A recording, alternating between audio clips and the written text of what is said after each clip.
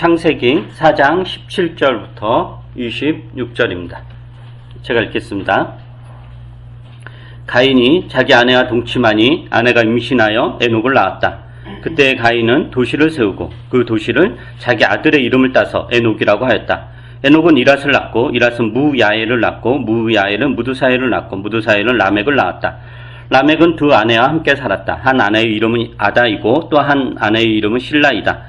아다는 야발을 낳았는데 그는 장막을 치고 살면서 집 짐승을 치는 사람의 조상이 되었다. 그의 아우의 이름은 유발인데 유발은 수금을 타고 퉁소를 부는 모든 사람의 조상이 되었다. 또한 실라는 두발가인이라는 아이를 낳았다.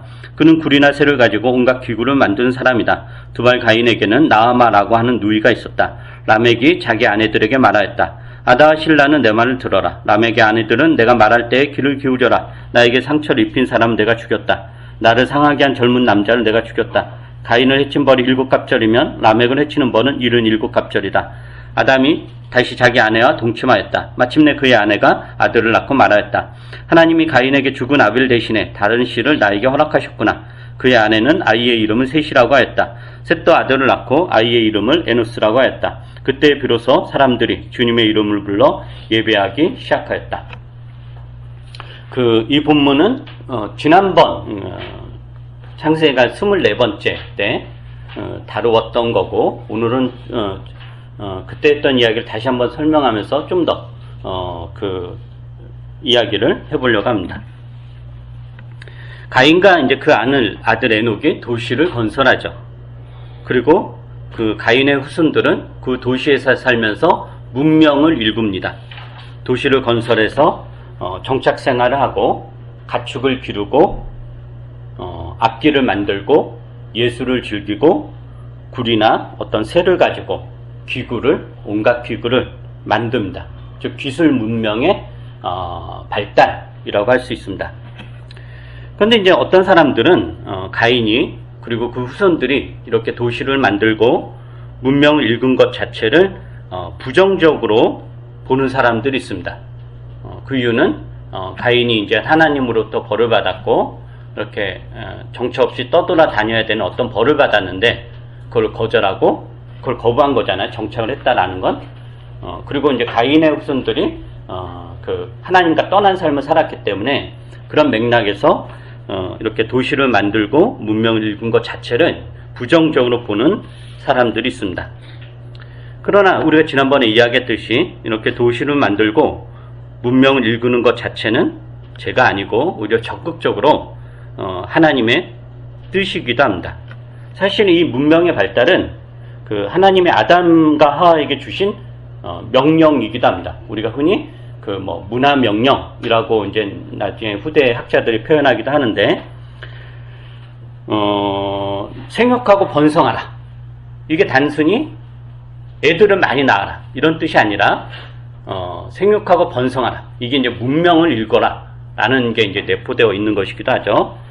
하나 한번 보죠. 창세기 2장 7절부터 15절 한번 보겠습니다. 창세기 2장 17절부터 15절입니다.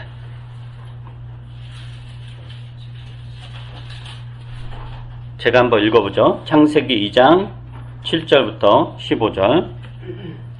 주 하나님이 땅의 흙으로 사람을 지으시고 그의 코에 생명의 기운을 불어넣으시니 사람이 생명체가 되었다. 주 하나님이 동쪽에 있는 에덴의 동산에 일구시고 지으신 사람을 거기에 두셨다. 주 하나님은 보기 아름답고 먹기 좋은 열매를 맺는 온갖 나무를 땅에서 자라게 하시고 동산 한가운데는 생명나무와 선과 악을 알게 하는 나무를 자라게 하셨다. 강 하나가 에덴에서 흘러나와서 동산을 적시고 에덴을 지나선 네 줄기로 갈라져서 네 강을 이루었다. 첫째 강의 이름 비손인데 금이 나는 하일라 온 땅을 돌아서 흘렀다. 그 땅에서 나는 금은 질이 좋았다. 부돌라라는 향료와 홍옥수와 같은 보석도 거기에서 나왔다. 둘째 강의 이름은 기온인데 구스 온 땅을 돌아서 흘렀다. 셋째 강의 이름은 티그리스인데 아시리아의 동쪽을 흘렀다. 넷째 강은 유프라테스이다. 주 하나님이 사람을 데려다가 에덴 동산에 두시고 그것을 맡아서 돌보게 하셨다. 보시면 이 구절이 재밌는 게 7절에 보면 이 창세기에서 우리가 하나님의 창조를 대체적으로 어떻게 여기냐면은 무에서 유를 창조했다. 무에서 유. 그래서 사람들이 약간 마술적으로 이게 생겨라. 그러니까 이게 쫙 생기고, 가방아 생겨라니까 가방이 짠 나타나고, 이렇게 생각을 하는데, 그런 사고에는 노동이라는 게 없는 거죠. 마술은 우리가 마술로 무엇을 만든다 할 때, 그건 노동이 아닌 거잖아요. 뭐, 의자야 생겨라. 물론 의자야 생겨라라는 말 자체도 노동이라고 하면 노동일 수 있지만, 노동은 아니죠. 그냥 딱 생긴 거니까.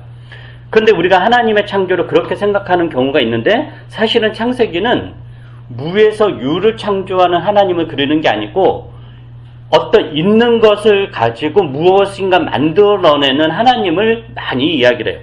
그래서 7절에 봐도 하나님이 땅의 흙으로 뭐 했냐? 사람을 지으셨다. 생겨라, 그러니까 있어라 해가지고 짠 하고 나타난 게 아니라 하나님이 지으셨다. 노동을 하셨다라는 맥락이고, 그 다음에 또 8절에 보면은 주 하나님이 동쪽에 있는 에덴에 뭘 했다는 거죠? 동산을 일구셨다. 일구셨다라는 표현이 가꿨다, 이렇게 지었다, 건설했다, 이런 표현들이에요. 그러니까 동산아 딱 있어라, 이런 게 아니라, 그러니까 하나님이 노동을 하시는 하나님을 나타나는 거죠. 동산을 일구시고. 근데 그리고 그런 하나님의 형상으로서 누가 만들어졌느냐? 사람인 거죠. 그럼 당연히 하나님 형상으로 만들어졌다라는 거는 사람도 하나님을 닮는 거 아니에요? 그럼 하나님이 노동하는 하나님이라고 그랬을 때 당연히 사람도 노동하는 사람이 되는 거죠. 그런 맥락에서 15절에 지금 읽은 그 2장 15절에 보면 주 하나님이 사람을 데려다가 에덴 동산에 두시고 뭘 하셨냐면은 그것을 맡아서 돌보게 하셨다라는 거죠. 돌본다라는 게 노동인 거죠. 하나님이 일구시고 가꾸시고 애써 만든 거를 사람에게 맡기면서 너는 이제 내가 맡긴 것을 잘 돌봐야 된다라는 거예요. 근데 이 돌본다라는 게 그냥 그대로 보존한다는 게 아니라 개발하고 발전시킨다라는 뜻입니다. 그냥 알아서 크게 짜고 내버려 두는 것이 아니라 그 에덴 동산이 하나님의 뜻대로 잘 가꿔질 수 있도록 아담과 하와가 애를 써야 된다. 노동을 한다. 이런 맥락인 거예요. 그렇다면 아담과 하와가 이제 에덴 동산 돌보잖아요. 그게 노동이에요. 그러니까 개발을 하고 뭔가 하는 거죠. 그럴 때 그러면 에덴 동산을 돌본다고 했을 때 그 방향과 목적이 있을 거 아니에요. 만약 여러분에게 누가 병아리를 키워라. 병아리 돌봐. 이렇게 맡겼어요. 그러면 병아리를 돌본다는 게 그 병아리의 그때 그 크기를 1년 내내 유지하는 게 돌보는 게 아니잖아요. 그죠? 먹이를 주고 뭘 해서 자라게 하는 거죠. 그래야지 잡아먹으니까. 오늘 이제 닭을 먹을 건데 점심 때. 어쨌든 그 방향이라는 게 있는 거잖아요. 그러면 아담과 하와가 에덴 동산을 돌본다고 했을 때 그럼 그 방향과 목표가 뭘까? 그게 바로 도시라는 거예요. 그래서 에덴 동산이자 동산이 정원이거든요. 그 동산이 뭘로 발전하느냐? 도시다라는 거예요. 그런 증거가 지난번에 찾아봤지만 요한계시록에 나오죠. 한번 볼까요? 요한계시록 21장. 그 요한계시록 21장은 이제 하나님이 이제 마지막 심판, 세상에 대한 어떤 백보자 심판이라고 표현하는데 그 마지막 심판을 끝내시고 하나님 나라의 완성으로서 새하늘과 새 땅을 창조하시고 그 새하늘과 새 땅의 정점에 대한 이야기를 하는 거. 그게 이제 새 예루살렘이라는, 새 예루살렘은 이제 그 뒤에 새 예루살렘 성이라고 하기도 하고 새 예루살렘 도성이라고 하기도 하는데 성이나 도성이나 뭐 다 시티예요. 도시. 21장 9절부터 쭉 한번 읽어볼게요. 좀 길지만은 뭐 여러분 보세요. 일곱 천사가 마지막 때에 일곱 재난이 가득 담긴 일곱 대접을 가졌는데 그 가운데 하나가 나에게 와서 말하기를 이리로 오너라. 어린 양의 신부의 아내인 신부를 너에게 보여주겠다 하고 나를 성령으로 휩싸서 크고 높은 산으로 데리고 와서 하나님께로부터 하늘에서 내려온 거룩한 도성 예루살렘을 보여주었습니다.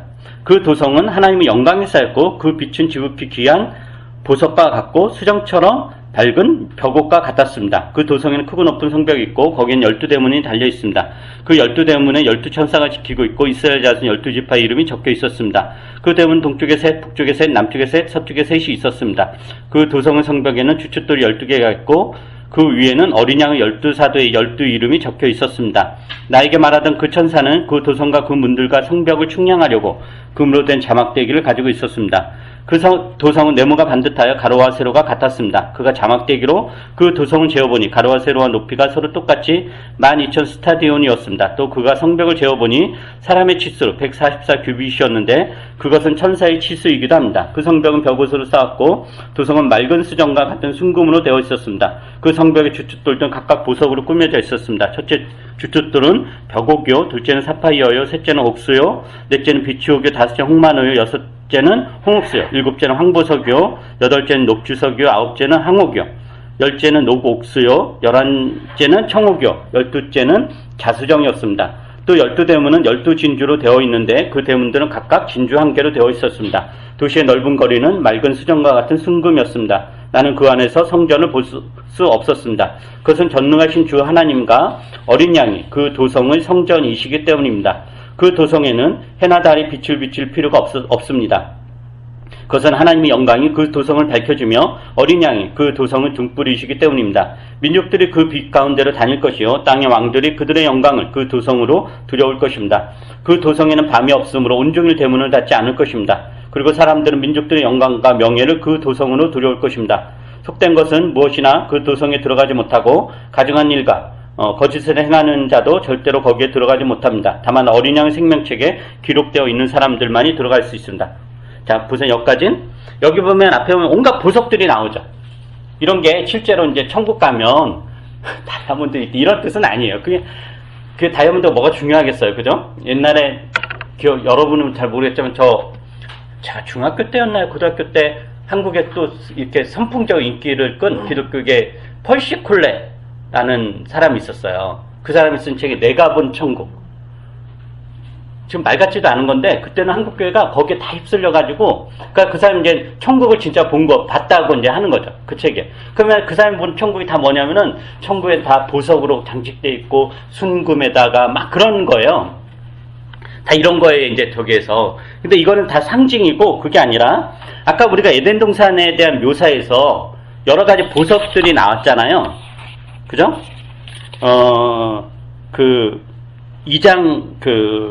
창세기 2장 12절에 보면은 그 땅에서 나는 금은 질이 좋았다. 부돌라라니 향료와 홍옥수와 같은 보석도 거기에서 나왔다.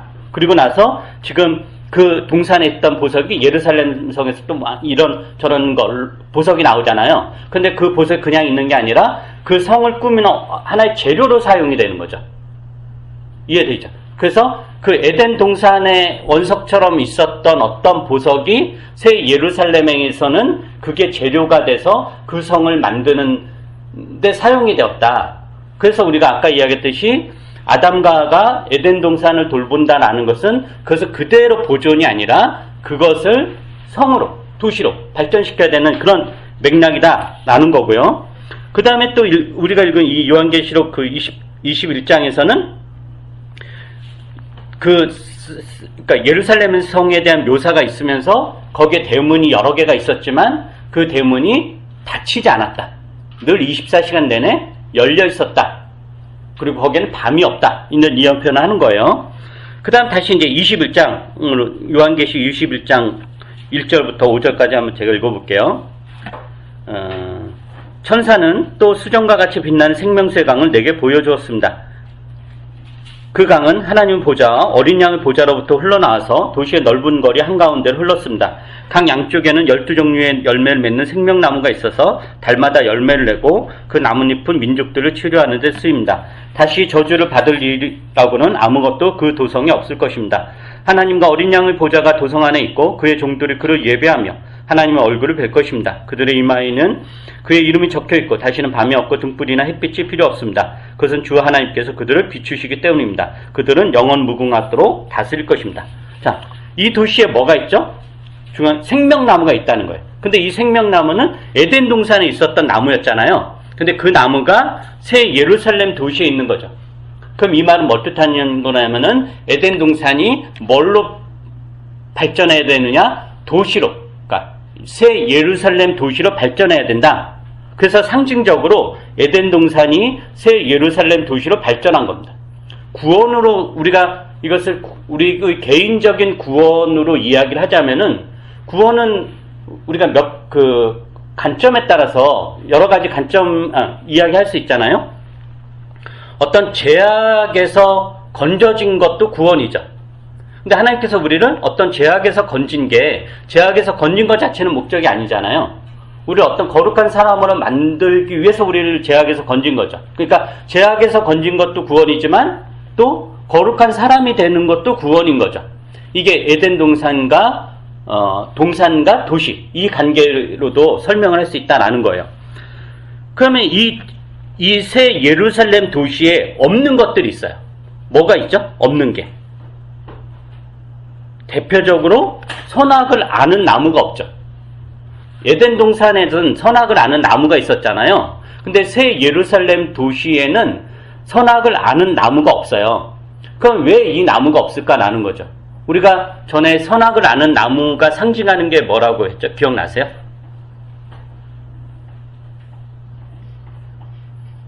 옳고 그름을 판단을 내라. 그렇죠. 무엇이 옳은지 그른지, 내 인생에서 무엇이 선하고 그른지를 하나님을 철저하게 배제하고 내 마음대로 결정하겠다라는 게 선악을 아는 나무의 열매를 따먹었다, 이건 거예요.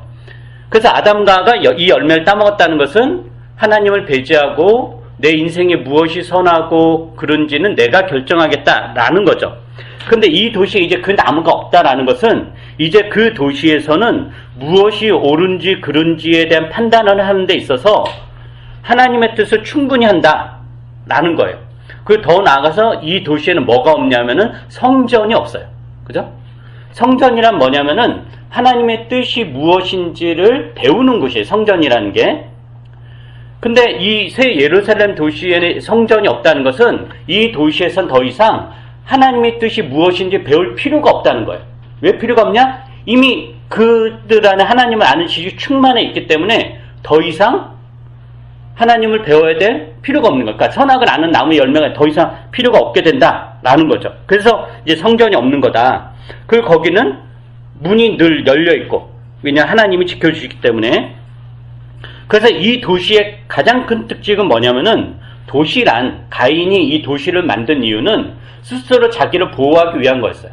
그래서 성벽을 높이 쌓고 대문을 설치하고, 그래서 밤중에는 대문을 꼭꼭 걸어 잠그고 낮에는 열어놓더라도 철저하게 감시하면서 절대적으로 안전한 사람만 들어오게끔 하는 게 도시의 기능인데, 이 도시는 스스로 자신을 보호하는 게 아니라 하나님이 이 도시의 보호자가 되신다. 그래서 이 도시는 도시 자체적으로 자신을 보호하기 위한 어떤 기능이라든가 구조라든가 시스템이 없다라고 하는 거예요. 예루살렘 도시는. 그래서 이런 맥락에서 도시를 가인과 그 후손이 도시를 건설했다는 것 자체는 문제될 것이 없는데, 그게 어떻게 구원의 방향이기도 할 텐데, 문제는 그 도시를 왜 건설하게 되었는가라는 거죠.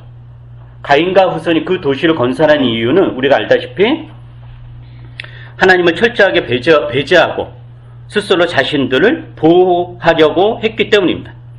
하나님을 조롱하고 자신들이 최고이냐 우습되며 살기 위해서 라멕의 그 선언이 그랬죠. 도시를 건설하죠. 그래서 라멕이 뭐라고 해요? 하나님의 능력이 7갑절이면 내 능력은 77갑절이다 라는 식으로 하나님을 조롱하고 자신의 능력을 과대포장하고 그렇게 도시에서 살아갑니다. 그러다 보니 이 가인의 도시에서 생존 방식은 뭐예요? 서로가 서로를 잡아먹는 거예요. 왜냐하면 내가 나를 보호해야 된다라는 거는, 우리가 흔히 요즘도 그 각자 도생 이런 표현이 있잖아요. 그거는 결국엔 타인을 이제 믿을 수 없다는 거죠. 각자 도생이 담긴 말에는 각자 살아남아야 된다라는 것은 이제 타인이 나를 도울 수 없다. 타인을 믿으면 안 된다. 괜히 믿었다 내 쪽박 챙긴다. 내 몸은 내가 챙겨야 된다. 내 생명은 내가 챙겨야 된다. 내 보호는 내가 해야 된다. 라는 맥락이 도시에서의 생존 방식이고, 이런 도시에서는 타인을 결코 믿을 수 없고 적극적으로 타인들, 나를 해칠 수 있는 적이 되는 거죠. 직접적이든지 간접적이든지 타인은 나를 해치는 적이 되는 거예요. 그러다 보니까 타인을 극도로 경계하고 배제하고 착취해야 됩니다. 위험하다고 생각되는 요소들은 선제적으로 다 제거해야 되기 때문에 가장 친밀한 관계라고 할 수 있는 남편이나 아내조차도 믿을 수 없는 거죠. 그게 라멕의 고백에서 볼 수 있는 거죠. 그래서 기본적으로 이 가인의 도시에서 타인이란 경계의 대상이고 더구나 낯선 사람은 우선적으로 적으로 간주해야 됩니다. 그리고 외부의 적을 막기 위해서 성벽을 높이 쌓아야 되고 대문을 굳게 걸어 잠가야 되고 또 그렇게 외부의 적을 막지만 또 내부의 적은 막을 수 없잖아요. 그러니까 내부의 적을 골라내기 위해서 끊임없이 의심하고 감시해야 되는 체제. 이게 가인이 건설한 도시다라는 거죠. 그래서 가인의 도시는 어떻게 이루어지느냐? 누군가를 착취하는 것으로 그 도시는 만들어집니다. 그래서 소수의 권력을 가진 자들이 다수의 민중들을 착취하는 거죠. 그러니까 가인의 도시는 누군가의 희생으로 만들어진 문명이고, 그래서 그런 문명에서는 늘 그 문명을 향유하는 자가 있는 반면에 많은 다수는 그 문명의 건설을 위해서 소외당하고 착취당하는 자가 있는 거죠. 이름 없이 이제 고생하다가 사라지는 거죠. 뭐 대표적인 예로 고대 제국의 거대한 건축물들 생각을 해보세요. 나중에 우리가 창세기 11장에 가면 바벨탑도 볼 텐데 그런 거대한 건축물들, 뭐 인류 역사에서 나타났던 만리장성이라든가 피라미드라든가 거대한 어떤 궁궐들 있잖아요. 이런 엄청난 건축물들이 어떻게 만들어졌는가? 사실은 수십만의 노예와 포로와 일반 백성들이 강제 동원돼서 24시간 내내 뺑뺑이 돌면서 만들어진 거죠. 그러니까 권력자들과 지배계층의 풍요로운 삶을 위해서 평민들의 고통과 희생이 동원되어야 되는 체제. 이게 이제 세상의 도시. 그러면 지금은 전혀 그렇지 않느냐? 옛날에는 그게 강제적으로 이루어졌다면 지금은 자율적으로 이루어진 거죠. 무슨 말이냐면은 노예라는 게 옛날에는 굉장히 강제적으로 타율적으로 이루어졌다면은 지금 현 시스템은 이 노예제도라는 게 자율적으로 이루어지는 거예요. 그러니까 자율적으로 이루어진다는 거는 내가 노예인지 모르고 노예 생활을 하는 거죠. 사실은 우리가 다 그렇죠.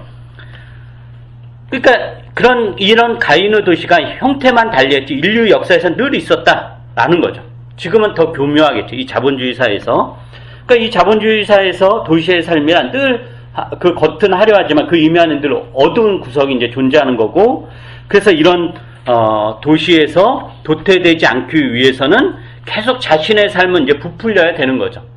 그리고 그런 부풀리는 그런 문화적 현상 중에 하나가 이제 지금 셀럽이죠. 계속 SNS나 이런 걸 통해서 자신이 얼마나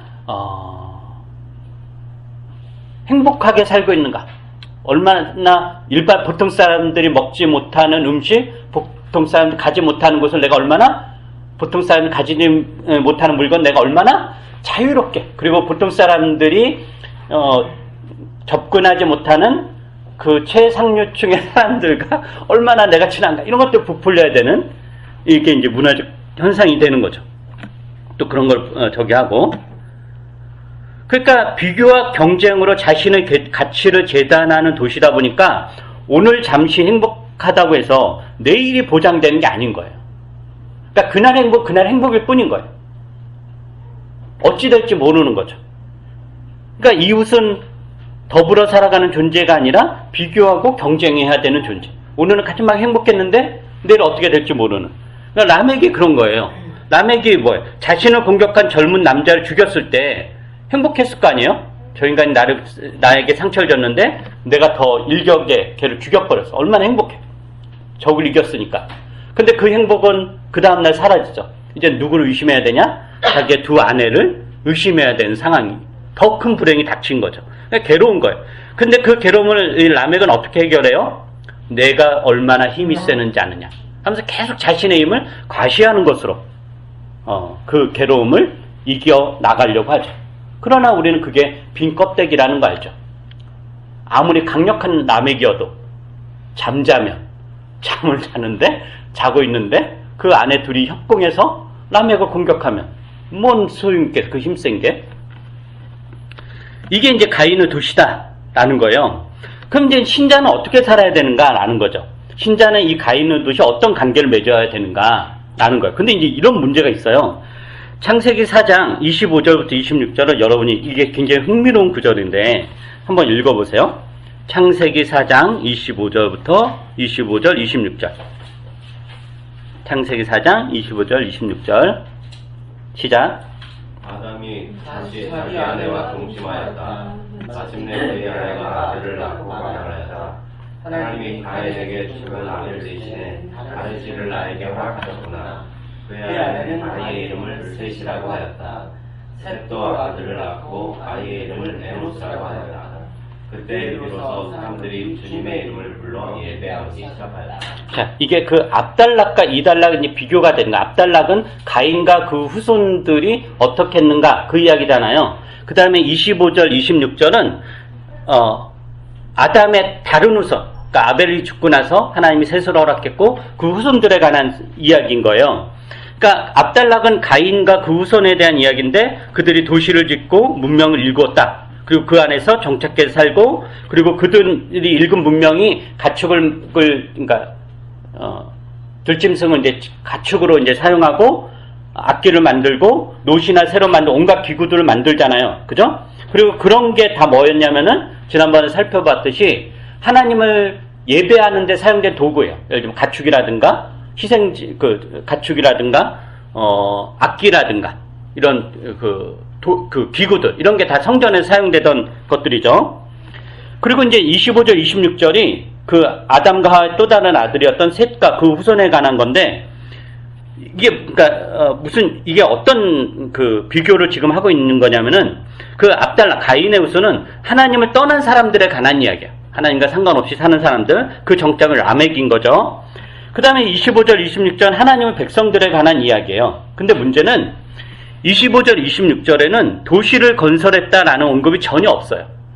그 앞에 가인의 후손에 대한 이야기는 주거지에 대한 언급이 있잖아요. 그들이 도시를 만들어서 정착했고 거기서 가축을 기르고 거기서 이제 농사를 짓고 살았다라는 어떤 그 정착지에 대한, 도시에 대한 언급이 있는데, 지금 셋과 그 후손에 대한 이야기는 주거지에 대한 언급은 없고 뭐만 있느냐?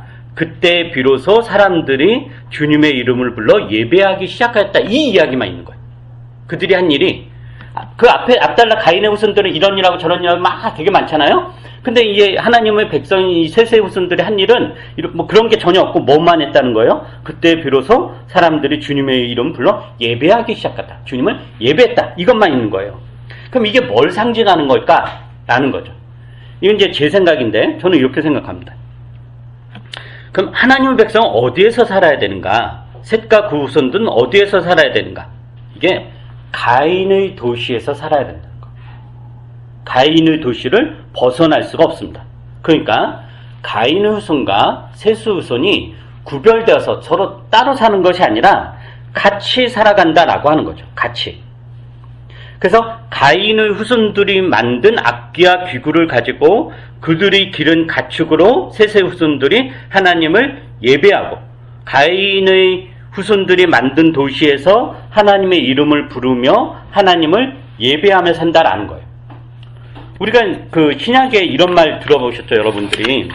세상에서 사는 어떤 신자의 정체성을 이야기할 때 신자는 어떻게 세상을 살아가는가 했을 때 이런 표현 많이 들었죠. 신자는 세상에 있으나 세상에 속하지 않은 사람처럼 살아야 된다. 이런 표현 많이 들었죠. 우리는 세상에 살지만 세상에 속하지 않는 사람. 그러니까 신자라는 게 이 세상을 떠나서 하늘로 가거나 이런 게 아니라 여전히 이 땅에 거하지만 하늘의 시민권이 있는 사람처럼 살아야 된다라는 거예요. 이걸 다른 말로 하면 우리가 가인의 도시라는 건 자기가 자기를 보호하는 도시예요. 그래서 이웃을 해치는 거죠. 경계하고. 근데 그러한 가인의 도시에서 살면서 나를 보호하기 위해서 이웃을 적으로 삼고 경계하고 해치는 그 가인의 도시의 어떤 가치관이나 원리를 따르지 말아야 된다는 거죠. 가인의 도시는 경쟁과 시기가 에너지예요. 그래서 가인의 도시는 경쟁과 시기가 없으면 발전할 수가 없어요. 그러나 하나님 나라의 백성은 가인의 도시에서 경쟁과 시기를 에너지로 삼지 말아야 된다라는 거죠. 그래서 이런 가인의 도시에서 하나님을 예배하며 산다라는 것은 그 도시의 원리를 따르지 말고 요한계시록에 나왔던 예루살렘 성, 예루살렘 도시의 원리를 따르며 살아야 되는데 그 핵심은 뭐냐면은 대문을 안 닫는 거잖아요. 그래서 대문 안 닫는 거, 그 핵심 뭐냐? 이웃을 경계하지 말아야 된다는 겁니다. 이웃을 혐오하지 말아야 됩니다. 그래서 구약에서 하나님 백성들 누누이 강조되었던 윤리적 지침 중에서 가장 핵심적인 게 뭐냐면은 환대의 법칙이에요. 환대. 낯선 이방인을 경계하지 말고 환대하라. 이런 환대에서 실패하면 하나님의 그 엄중한 심판이 있었죠. 소돔과 고모라가 멸망한 것도 그 이유였고.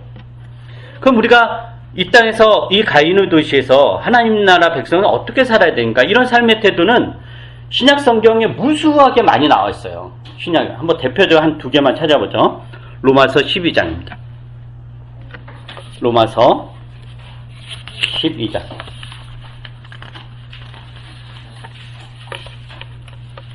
로마서 12장 9절부터 21절 제가 한번 읽어보죠.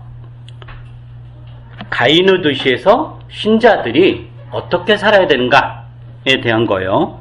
사랑에는 거짓이 없어야 합니다. 악한 것을 미워하고 선한 것을 굳게 잡으십시오. 형제의 사랑으로 서로 다정하게 대하며 존경하기를 서로 먼저 하십시오. 열심을 내어서 부지런히 일하며 성령으로 뜨거워진 마음을 가지고 주님을 섬기십시오. 소망을 품고 즐거워하며 환난을 당할 때 참으며 기도를 꾸준히 하십시오. 성도들이 쓸 것을 공급하고 손님 대접하기 힘쓰십시오. 여러분을 박해하는 사람들 축복하십시오. 축복을 하고 저주를 하지 마십시오. 기뻐하는 사람들과 함께 기뻐하고 우는 사람들과 함께 우십시오. 서로 한 마음이 되고 교만한 마음을 품지 말고 비천한 사람들과 함께 사귀고 스스로 지혜가 있는 체 하지 마십시오. 아무에게도 악을 악으로 갚지 말고 모든 사람이 선하다고 생각하는 일을 하려고 애쓰십시오. 여러분 쪽에 살 수 있는 대로 모든 사람과 더불어 화평하게 지내십시오. 사랑하는 여러분은 스스로 언수를 갚지 말고 그 일을 하나님의 진노하심에 맡기십시오. 성경에도 기록하기를 원수 갚는 것은 내가 할 일이니 내가 갚겠다고 주님께서 말씀하신다 하였습니다. 네 원수가 줄이거든 먹을 것을 주고 그가 목말라 하거든 마실 것을 주어라. 그렇게 하는 것은 네가 그의 머리 위에다가 숯불을 쌓는 셈이 될 것이다 하였습니다. 악에게 지지 말고 선으로 악을 이기십시오. 이 말씀은 해석이 필요 없는 말씀이잖아요. 우리가 여기에다 이게 도대체 무슨 뜻일까라고 생각한다는 것은 지킬 마음이 없기 때문이에요. 지킬 마음이 없으니까 정말 이럴까 하면서 온갖 우리가 사설을 품는 거죠. 이건 그냥 이런 거야말로 문자 그대로 받아들이죠. 문자 그대로. 해석이 필요 없죠. 이거 초등학생도 알 수 있는 아주 선명하고도 분명한 겉면입니다. 또 하나 찾아보죠. 에베소서 4장. 에베소서 4장 25절부터 32절까지 한번 제가 읽어드리겠습니다. 에베소서 4장 25절부터 32절입니다. 그러므로 여러분은 거짓을 버리고 각자 자기 이웃과 더불어 참된 말을 하십시오. 우리는 서로 한 몸의 지체들입니다. 화를 내더라도 죄를 짓는 데까지 이르지 않도록 하십시오. 해가 지도록 노여움을 품고 있지 마십시오. 악마에게 틈을 주지 마십시오. 도둑질하는 사람은 다시는 도둑질하지 말고 수고를 하여 제 손으로 떳떳하게 벌이를 하십시오. 그리하여 오히려 궁핍한 사람들에게 나누어 줄 것이 있게 하십시오. 나쁜 말을 입 밖에 내지 말고 덕을 세우는 데 필요한 말이 있으면 적절한 때에서 듣는 사람에게 은혜가 되게 하십시오. 하나님의 성령을 슬프게 하지 마십시오. 여러분 성령 안에서 구속의 날을 위하여 인치심을 받았습니다. 모든 악독과 격정과 분노와 소란과 욕설은 모든 악의와 함께 내버리십시오. 서로 친절히 대하며 불쌍히 여기며 하나님께서 그리스도 안에서 여러분을 용서하신 것과 같이 서로 용서하십시오. 여기에 무슨 부연 설명이 필요할까요? 그러니까 여러분 이런 말씀은 큼지막하게 추적해서 코팅해서 화장실에도 붙이고 안방에도 붙이고 거실에도 붙이고 대문에도 붙이고 주방에도 붙여야 됩니다. 무슨 내 시작은 미약하였으나 내 나중은 힘이 창대 이런 걸 그냥 떡하니 간판에다 붙이지 말고 내게 능력 주시니 내가 모든 걸 살 수 있다 이런 쓸데없는 말 같지도 않은 그런 거 붙이지 말고 이런 구절들. 근데 내가 어느 그 기독교인 가정을 가고 기독교인들이 하는 때는 막 붙여있잖아 이것저것. 이런 구절 붙여있는데 단 한 군데는 못 본 것 같아요. 이런 걸 큼지막하게. 이렇게 살아야 된다라는 거죠. 외우고 외워서 뼛속 깊이 각인시킨 이게 신자의 태도입니다. 그 최근에 제가 아주 감동적인 이야기를 하나 들었는데 그 이야기 하나 하고 마치도록 할게요. 제가 이제 상담하는 그 내담자 이야기입니다. 이게 이제 본인에게 허락을 받았어요. 이제 상담하는 도중에 나온 이야기였는데 제가 너무 감동이 돼서 그 혹시 이거 설교 때 써도 되느냐 하니까 뭐 써도 된다고 이야기해도 된다고 그래서 공개하는 건데 이분이 이제 원래는 좀 이제 부부인데 결혼하기 전에 이제 그 와이프가 오래전부터 저하고 이제 상담을 하고 있고 지금 한 2, 3년 됐죠. 그 다음에 이제 이렇게 와이프가 상담하는 도중에 남자친구를 사귀게 되었고 그러다가 이제 남자친구도 이제 그 어떤 갈등들이 있어서 이제 상담을 하게 됐고 하는 도중에 또 이제 결혼을 했고 그러다가 이제 결혼에 여러 가지 또 살다 보면 힘든 일이 있었잖아요. 그냥 부부 상담하다가 이제는 이제 부부 상담 끝내고 다시 이제 개인 상담으로 돌아간 이제 그래서 와이프는 이제는 한 달에 한 번씩 하고 이제 그 남편분은 이제 매주 하고 있는데 두 분 다 신실한 기독교인이에요. 근데 뭐 지난주에 이제 상담하면서 이제 어떤 이야기 했냐면은 지금 결혼한 지 한 1년 좀 안 됐죠? 신혼부부니까 이제 연립주택에서 이제 살고 있어요. 그 연립주택이 이제 낡은 연립주택인데 안에는 뭐 리모델링해서 충분히 살만한데 이제 건물 자체는 굉장히 오래됐으니까 그 주인들이 이제 리모델링 할 때 대문 같은 건 리모델링 하지 않으니까 이렇게 여는데 이제 너무 이제 큰 소리가 많이 나는 거예요. 근데 이 남자분이 되게 좀 성격이 조금 예민한 성격이고 그러니까 뭐 나쁘다는 그런 측면이 아니라 감수성이 되게 뛰어나죠. 그리고 이제 일하다가 이제 집에 들어와서 뭐 자기 책이라도 읽고 그러면 좀 조용한 환경이 필요한데 윗집, 아랫집, 옆집에서 이제 문을 연 게 너무 소리가 큰 거예요. 이게 이제 건물 자체가 낡았고 또 문도 요즘은 새로운 집들은 다 문이 이렇게 칵 닫히는 게 아니라 이렇게 닫히다가 잠깐 멈췄다 서서히 닫히는 그런 구조잖아요. 대문 이런 게. 근데 그렇지 않고 한 번 열면 칵 닫히니까 너무 이제 스트레스를 받는 거 너무너무 힘들고 그래서 이제 몇 번은 어떻게 했냐면은 메모지에 문을 이제 그러니까 메모지에 포스트잇에 좀 너무 문을 칵칵 닫아서 힘듭니다. 뭐 문을 좀 살살 닫아 주세요 하고 이제 이렇게 이제 붙였대요. 그래도 이제 뭐 소용이 없죠. 그냥 굉장히 화도 나고 뭐 저 인간들이 막 믿기도 하고 그랬는데 왜 저 사람들이 이웃을 배려하지 않는 거 막 짜증내고 그랬는데 그래서 이제 그런 이야기를 이제 저한테 한 거예요. 그래서 이제 그 이야기를 해서 저는 이제 그 이야기를 해서 제가 이제 상담자로서 할 수 있는 최대한의 그런 거는 그러면 이제 좀 한번 찾아가서 정중하게 이러해서 소리가 나니까 좀 힘들다. 문을 좀 살살 닫아줬으면 좋겠다. 그렇게 좀 자기 의사 표현을 하는 게 어떻겠냐. 이제 제 생각은 그 정도죠.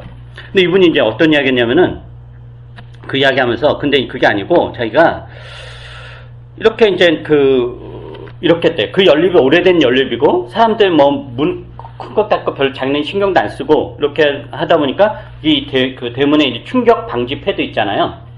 그걸 붙인 집이 없다는 거예요. 그래서 자기가 그 충격 방지 패드를 사고 또 카스테라 하나 사가지고 윗집에 가서 그 카스테라 드시고 그러니까 좀 너무 시끄러워서 힘들어서 제가 이 충격 방지 패드를 붙여주겠다 해가지고 이제 붙여주고 줬다는 거예요. 그래가지고 이제 주인이 그러니까 그 집주인 소음내는 거기도 좀 당황스럽지만 고맙다고 하고 그래서 이제 그렇게 이제 해결을 했다는 거죠. 그 이야기 이제 저한테 하는 거예요. 그러면서 이제 다른 집 이제 윗집 한 집 했으니까 다음에 이제 이 상 봐가지고 옆집 또 이제 하려고 한다. 그 이야기를 하는 거죠. 그러니까 그분이 현관문 여닫는 소리 때문에 힘들다라는 하소연을 상담해서 할 때 제 해결책은 그냥 그 집에 찾아가서 당신의 의사를 명확하게 표현하세요. 그러는 게 어떻겠느냐라는 건데, 그러니까 제 상상력은 거기까지였던 거죠. 그러나 이분은 저의 상상력 훨씬 더 뛰어넘어서 이 갈등을 해결하는 거예요. 정말 놀랍지 않습니까? 안 놀라요. 전 정말 되게 굉장히 놀랐어요. 그리고 약간 부끄럽기도 하고, 근데 물론 어떤 사람들 그런 걸 가지고 어리석다고 할 수도 있죠. 왜 그런 손해보는 짓 하냐. 카스테라와 충격방지 패드 산 게 아깝지 않느냐. 그 사람들이 해야 될 일 왜 네가 하느냐. 막 이렇게 뭐라고 할 수도 있지만 그것은 세상의 시각인 거죠. 자기 것 챙겨야 되는 세상의 시각인 거죠. 그런 하나님 나라 백성 그렇게 해서는 안 된다. 이 부부처럼 해야 된다라는 거죠. 그리고 이거야말로 모두에게 유익 아니에요?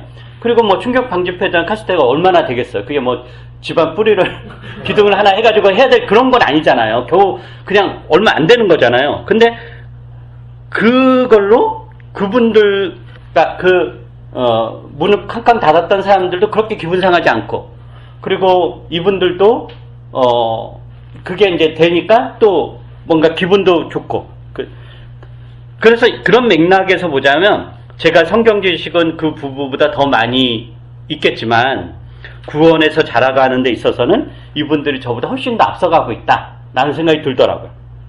그래서 저는 여러분들이 이 가인의 도시에서 하나님 나라 백성을 산다는 게 뭔가, 어떻게 실천할 수 있는가, 이런 것들을 고민하시고 작은 것 하나라도 조금씩 실천하시기 바랍니다. 제가 한 일 하나 자랑을 하자면은 여기 쓰레기 이런 것 때문에 계속 몇 주간 그랬잖아요. 난 볼 때 왜 안 버리나, 저 인간들 뭔가 매일 그리고 괜히 말했다가 이상한 사람들이면 나만 당하겠구나 해가지고 볼 때마다 스바스바 그리고 그랬는데 제가 이렇게 잔뜩 있었잖아요. 큰 거. 그걸 제가 그냥 들고 나갔어요. 그러니까 이렇게 드니까 거기에 막 날파리도 막 하더라고. 그렇게 했는데 나갔고, 바닥에도 막 더러운 것도 많았어요. 제가 닦았습니다. 아무 말 하죠. 그 우연히 한번 봤어요. 문이 열려있는데 두 젊은 남자가 있더라고. 그래서, 이제 치우고 나서, 가끔 이제 쓰레기 이렇게 내놓는데, 뭐 이러이러해서 좀 그렇다. 그러니까 자기는 알았다. 그때부터 이제 안 내놓더라고요. 어쨌든 미움을 거두고 표현을 해서 직접 내가 옮겨서, 그래서 이제는 그 스트레스는 지금 이제는 안 내잖아요. 전혀 늘 문 앞에다 자기는 쓰레기 내놨는데, 어쨌든 이런 맥락에서 우리가 작은 것 하나라도 조금씩 실천할 수 있는 게 뭔가, 이웃에게 여러분들이 친절하고 인애를 베풀고 나누어주고 이웃의 유익이 되어야 됩니다. 이런 맥락에서 내가 어떤 실천들을 하고 있는가, 그게 가인의 도시에서 하나님의 이름을 부르며 하나님을 예배하는 삶입니다. 가인의 도시에서 매일 가인을 욕하고 저 인간들 왜 저러네 하면서 우리끼리 예배 드리는 게 하나님 부르는 게 아니라, 방금 이야기했던 맥락에서 이웃을 경계하지 않고 사는 것, 이게 가인의 도시에서 하나님의 이름을 부르며 예배하는 방식입니다. 이런 면에서 우리가 어떤 실천들을 하고 있는가, 이런 고민들이 있기를 바랍니다. 기도하겠습니다. 거룩하신 하나님, 주의 사랑하는 백성들이 주의 날을